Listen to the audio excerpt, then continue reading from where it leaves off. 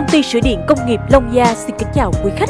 Tự hào là thương hiệu uy tín, chúng tôi chuyên tư vấn, thi công lắp đặt, sửa chữa điện công nghiệp cho các nhà máy, nhà xưởng, xí nghiệp, khu công nghiệp, những lắp đặt theo yêu cầu với đội ngũ kỹ sư giàu kinh nghiệm, đội thợ thi công có tay nghề cao. Long Gia cam kết đáp ứng tối đa mọi nhu cầu của quý khách, mang đến những công trình hoàn mỹ, an toàn, bảo trì chu đáo và giá thành hợp lý nhất. Hotline 0972 183 240, website sửa điện công nghiệp.vn. Công ty sửa chữa điện công nghiệp Long Gia trao giá trị vàng, nhận ngàn niềm tin.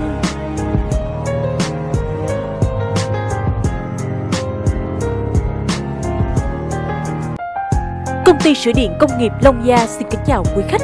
Tự hào là thương hiệu uy tín, chúng tôi chuyên tư vấn, thi công lắp đặt, sửa chữa điện công nghiệp cho các nhà máy, nhà xưởng, xí nghiệp, khu công nghiệp, những lắp đặt theo yêu cầu với đội ngũ kỹ sư giàu kinh nghiệm, đội thợ thi công có tay nghề cao.